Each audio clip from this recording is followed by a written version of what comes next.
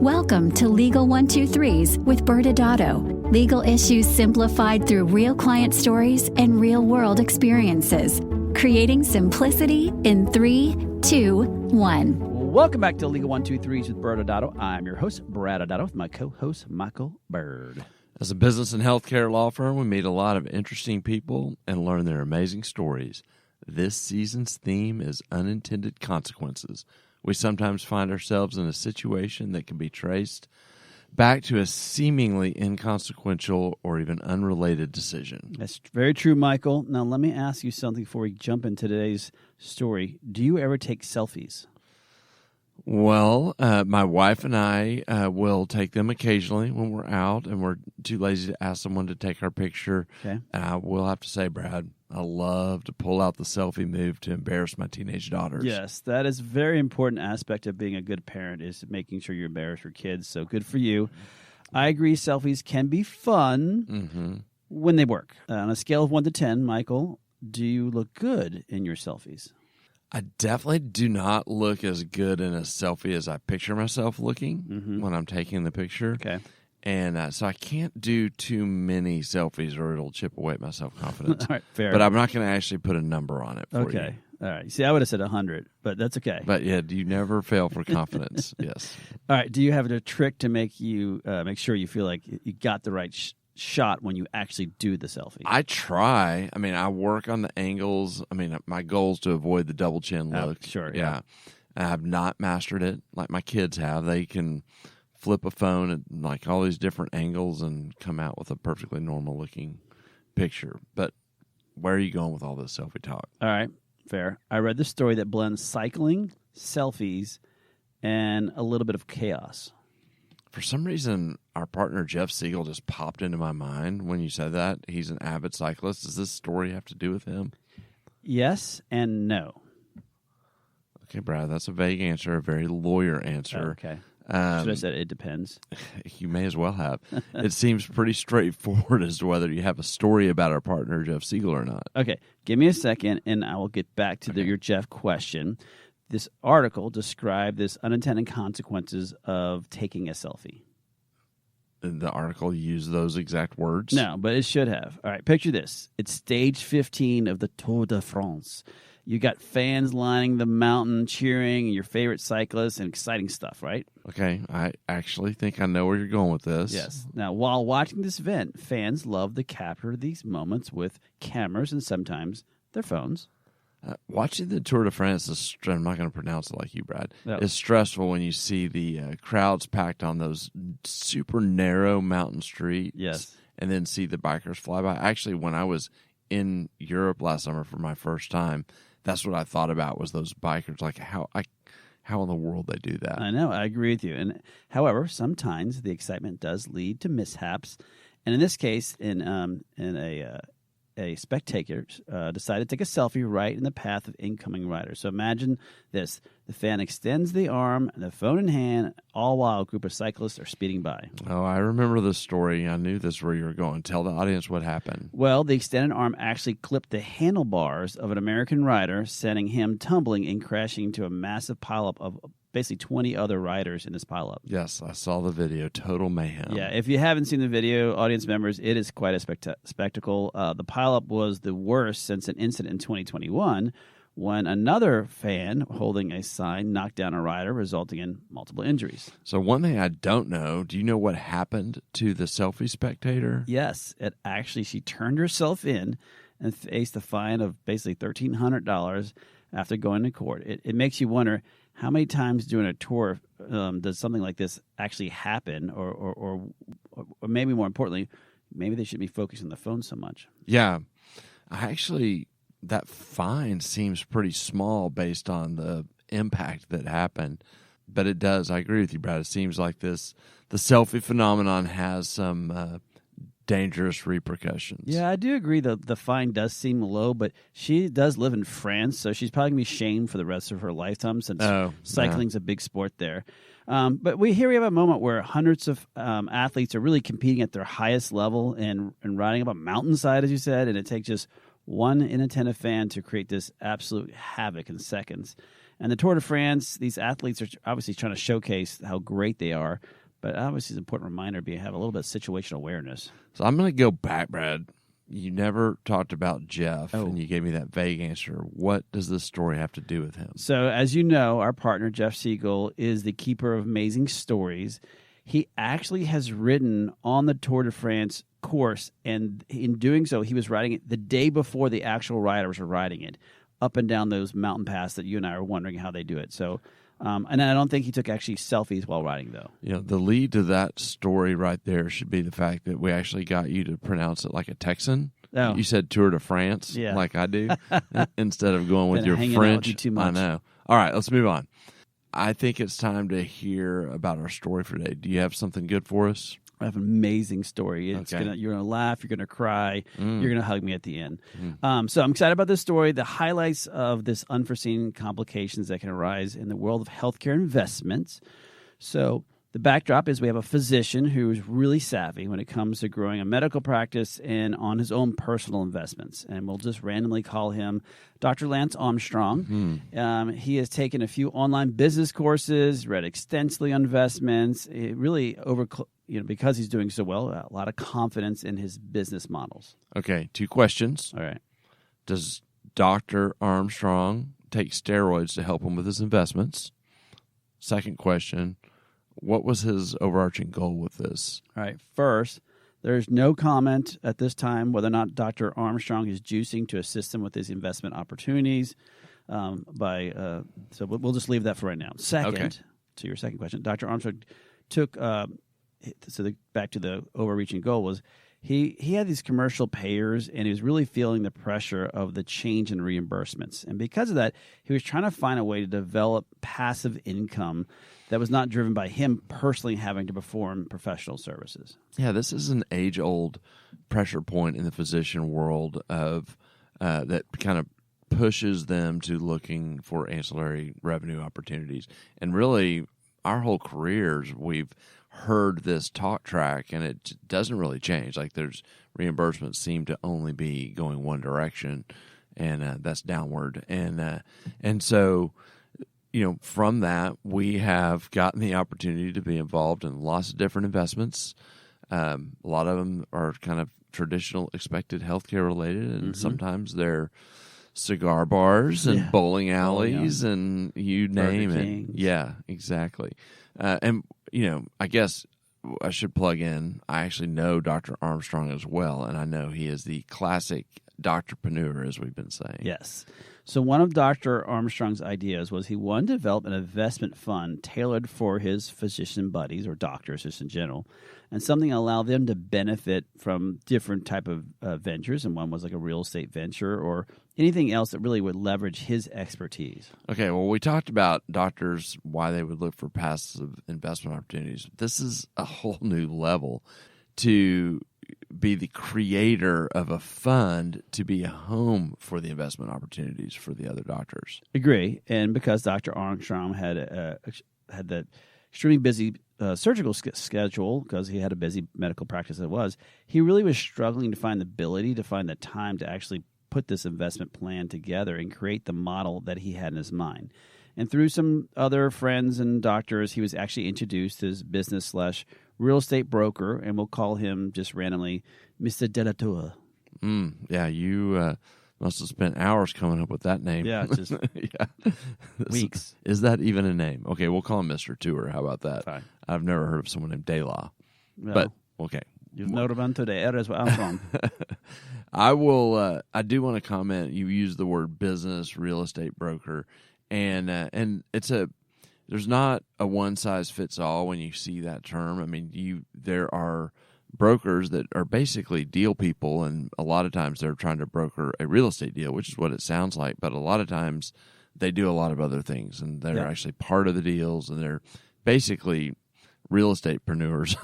And so you don't really know what you're getting when you use that term. Yeah, that's fair. Okay, what happened? So Mr. Tour, as you've decided to call him now, explained to Dr. Armstrong he actually had a really good real estate investment opportunity to own and develop a medical complex. And part of this complex, they're going to have a medical office building, an ambulatory surgery center, other type of medical retail and non-retail stores in this one complex. Okay, well, that's a little bigger than most of our opportunities that we talk about, but for a fund, okay, I'm following. Yeah, so Dr. Armstrong loved this idea, but he had, again, limited time to meet with Mr. Tor and other potential brokers. So he decided that, Mr. Tor must have been good enough, so he hired Mr. Tor to help develop the plan of action. Mr. Tor set up all the meetings with the business attorney at a big law firm and detailed all the sophisticated legal and financial structures that Mr. Tor had envisioned, including multiple SPVs,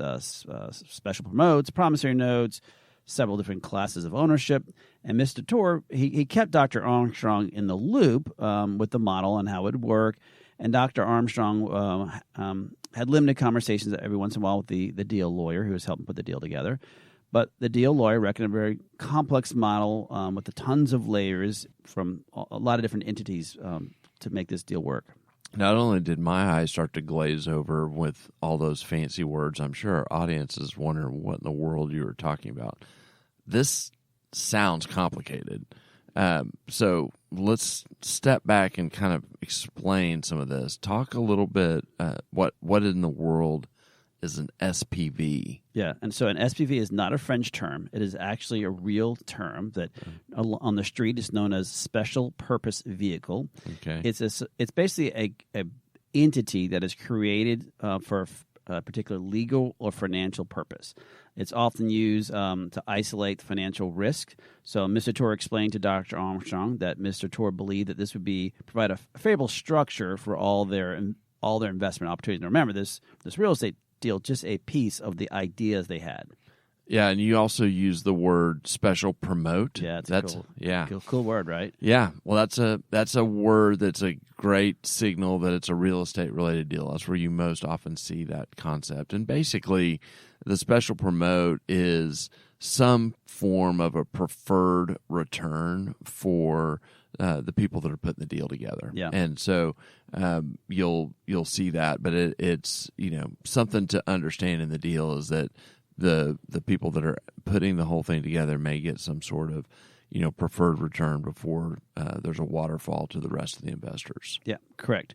So the lawyer, again, the deal doc lawyer, created a confidential private placement memorandum, or PPM, to outline the investment terms for the potential investors.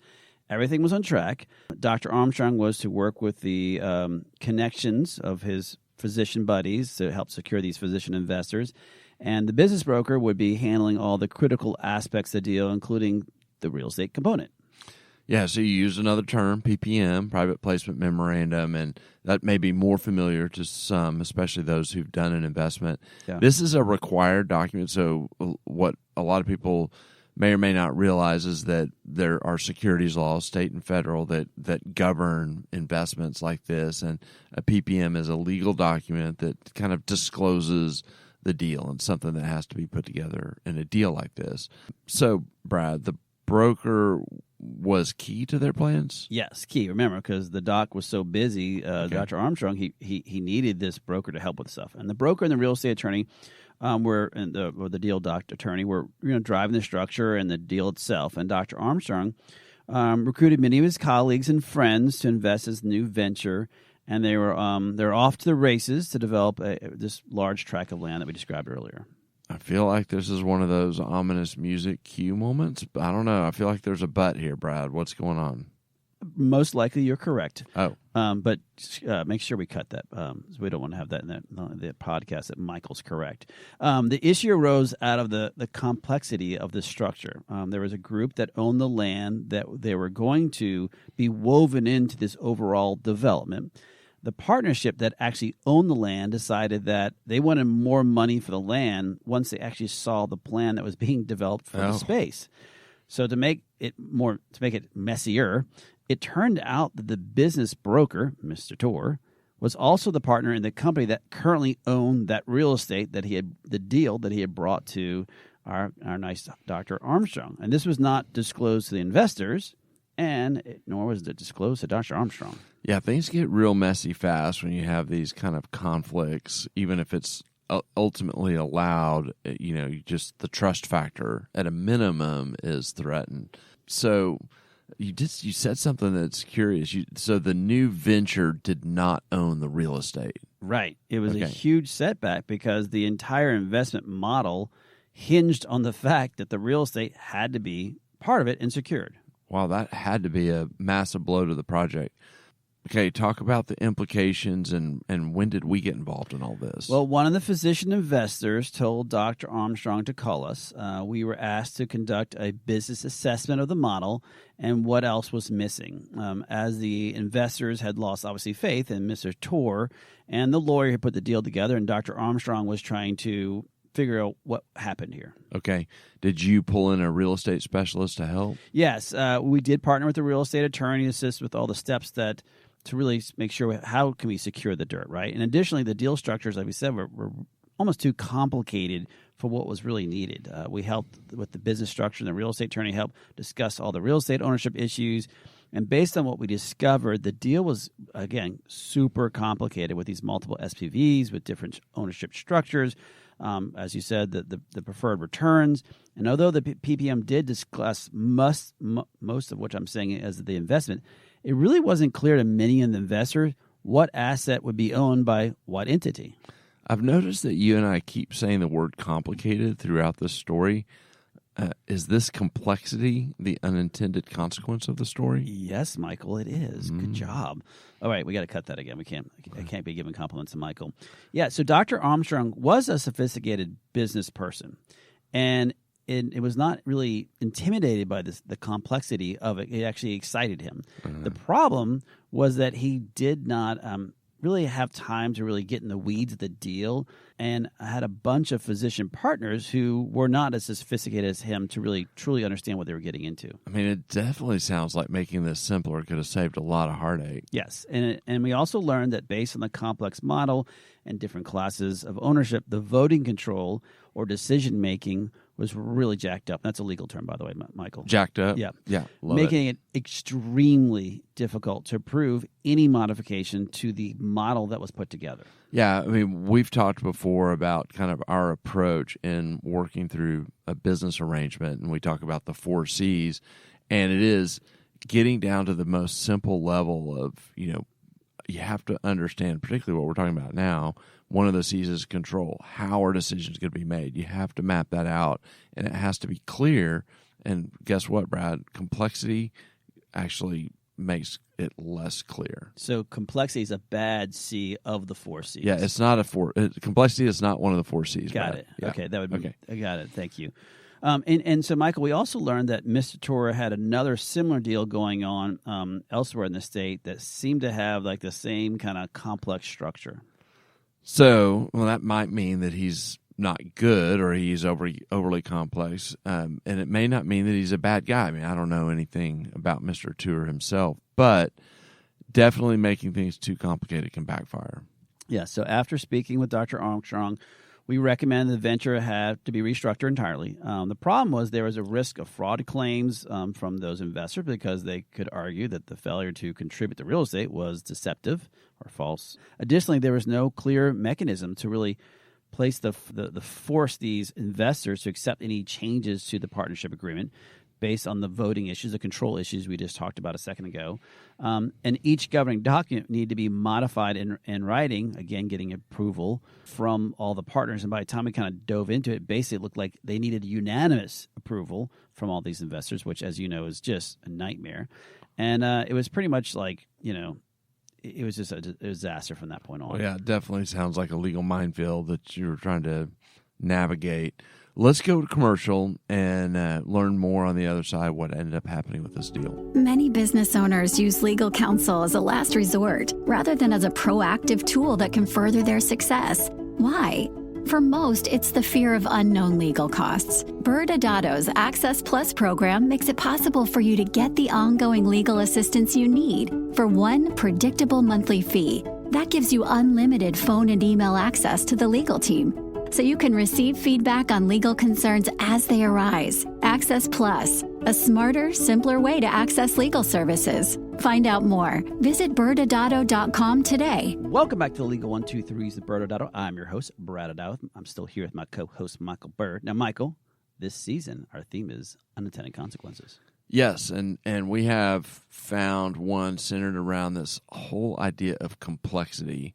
To give a very simple recap, we have our hero, Dr. Lance Armstrong, who is a doctorpreneur and wanted to do a land deal, a real estate development that had a lot to it, and he had a fund that he created that would, actually was the driver of getting other doctors invested, et cetera.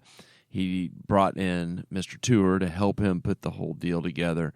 And what we learned as we were going along is that this thing was created in a super complicated manner, and we had some mishaps because they did not secure the land before they kind of put the deal together, or they thought they had, but then the landowners kind of started trying to change things. More dinero. And so where you left off, you were talking about all the stuff when we became involved that you were trying to do to try to fix it, but also navigate the whole thing from blowing up. Yeah. Before we start providing the legal impact on the story, you mentioned some additional issues which were complicating this situation. So let's talk a little bit more about that. Yeah, and so again, we had doctors investing. So there were some healthcare regulations that just weren't really considered or addressed, which could really affect the timing of this deal and obviously the overall structure and reorganization. And unfortunately, the business attorney had not been fully mapping out these moving parts, as Mr. Tor really kind of failed to disclose some of these key elements to the deal that maybe the business attorney, if he had known, could have changed it, thus leaving the venture in this precarious situation where the investors, they were in this complicated model that maybe wasn't functioning as intended. So talk a little bit about the legal risks, that the founders have, including, our client, Dr. Armstrong. Yeah, so the failure to develop the deal correctly exposes the founders to significant legal risk, right? They didn't get the dirt. And so they could have been liable for misrepresentations or failure to deliver the promised investment structure. And, any of these investors decide to pursue legal action, it could result in financial consequences. And for Dr. Armstrong, more importantly, a tarnish in his reputation with all his friends and doctors that he brought into this deal. Yeah, I mean, you would have to hope that the PPM which is needed, and we talked about it earlier, had some risk disclosure. But even as you know, Brad, I mean, even if it's a really nice document that discloses risk, like maybe the land wouldn't be secured, you're still dealing with a lot of expectations, and you don't know what things were said that were promised that could create this, additional risk to the founders. Yeah. But you also mentioned something above too. You were talking about the business attorney. So let's talk about the business attorney in this deal and the implications. Yeah, and hopefully our audience member understand. Be clear, this business attorney is a really well-respected business attorney, so it really wasn't like he had done something bad from that problem. The problem for him was two issues. One, he had really never done a healthcare deal before and didn't really know what questions he should have been asking, other than what he was dealing with on the real estate side, which he was in creating this investment model. Two, he relied heavily, unfortunately, on the input of Mr. Tor to really set this model. Now, Dr. Armstrong liked what he was hearing, but he didn't really understand either the actual impact of what the business attorney was putting together. Yeah, so he didn't kind of take control of the conversation. He was doing as he was told, which resulted in a convoluted business structure, and that he could have potentially done a better job of trying to rein them in. But you mentioned this whole healthcare problem, and that's what's so challenging about kind of the business of healthcare is you can have a business attorney that's really good on the structure side, and you can also have a healthcare attorney that knows the regulations but doesn't really know the business side. And for any of these deals, you have to have both disciplines covered from a subject matter perspective, or you'll be carrying some risk. Yeah, fair. Which is one of the reasons why we brought the real estate attorney in. Yeah. But while Dr. Armstrong was confident in his knowledge about the grand vision he had, but encountering these unforeseen obstacles due to the complexity of this investment model and his reliance on Mr. Tor, it just wasn't really fulfilling the role that he thought Mr. Tor would be doing. This led to, obviously, the risk that we talked about earlier, and obviously massive the investors were really dissatisfied with the structure of the venture. Yeah, and it's hard to adequately paint the picture of what this looks like because you're not talking about a couple of weeks delay when something like this happens. You're talking about months, and you're talking about really elevated emotions because people have their money sitting out there that it's threatened, and so it really is that legal minefield where you're just trying to keep things from boiling over. But I'm curious what ended up happening with the venture. Yeah, and it's the complexity actually made it very difficult to get this deal moving the way, as you said. And you had doctors who were investing in a medical office building and moving their practice there, and now we're delayed by years almost to the point because of this reinvestment. So that was your point, is that's a huge issue that the deal wasn't done properly. Eventually, the initial investors, unfortunately, were diluted, as they needed to put more money in it. And this caused the need to bring in a new commercial bank, which then mean that the certain investors, if they wanted to, now had to be guarantors of this loan, which the original deal was not a part of. So some of the investors said no to that. So, you talk about the back and forth to slow this thing down. Now we have a new commercial bank involved. We had physicians who were being diluted, and those who didn't want to get as diluted, they had to put money in and or do a guarantee on this new venture. It just ended up make it very difficult. Now, we were able to simplify the deal and actually just say, hey, this is a pure real estate deal. Let's not worry about the investment entity right now, because all we're trying to do now is get this medical office building launched. And the investment opportunity, although was Dr. Armstrong's vision, it just ended up not being something that we need to concentrate. And I threw out a word. Maybe you can talk about the guarantee. Yeah, you actually raised two things that it reminded me of what you'll see in real estate-related deals that can be a huge, unexpected issue, especially for our doctors who are busy running their practices and don't want, they're looking for passive income, so they don't want to be as involved. Mm-hmm. One is the guarantee that you just mentioned. Yeah. And so all of a sudden this goes from, I'm going to write a check for whatever, make up a number, $100,000, and I want to get a ownership piece and hope that turns into something to, if this deal falls apart, I may be on the hook for part of the loan because you have personally guaranteed that loan. So that's an added element to the risk profile that obviously could, change things dynamically. Another thing you see that's similarly related is sometimes in real estate deals, or actually pretty often, they'll have a clause in there where they can actually issue an additional capital call to make you, as the investor, put up more money to fund the deal. And so you really have to watch out for that. Absolutely. So just back to the story. So bringing in this commercial bank actually caused the model to shift even more because the new lender did not like the model. Mm-hmm. We basically had to scrap the corporate structure, simplify it a lot, move ownership around, have those new investors come in that wanted to put more money or guarantees. And obviously, as you can imagine, a lot of heartburn for those who are the initial investors and for Dr. Armstrong.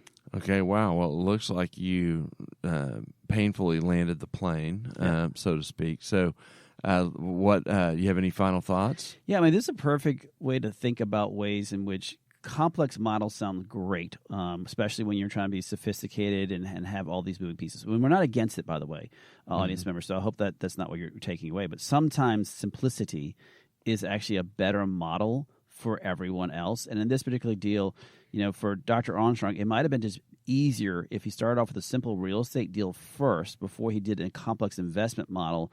His vision was, because it actually ended up complicating the actual deal he was trying to get done. How about you, Michael? Some final thoughts? Yeah, I agree. I'll tag on to that and just say it needs to be purposeful complexity. Yeah. And so start simple. That's a good word. Damn it. Yeah, mark that, please.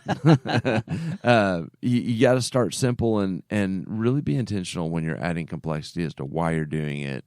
And again, to your point, it can have a purpose, but it can also spiral out of control if you just keep adding on. Absolutely. Well, audience members, we're back next Wednesday when we discuss unintended consequences of operating on crazy patients. Thanks again for joining us today. And remember, if you like this episode, please subscribe, make sure to give us a 5-star rating, and share with your friends. You can also sign up for the ByrdAdatto newsletter by going to our website at ByrdAdatto.com. ByrdAdatto is providing this podcast as a public service. This podcast is for educational purposes only. This podcast does not constitute legal advice, nor does it establish an attorney-client relationship. Reference to any specific product or entity does not constitute an endorsement or recommendation by ByrdAdatto. The views expressed by guests are their own, and their appearance on the program does not imply an endorsement of them or any entity they represent. Please consult with an attorney on your legal issues.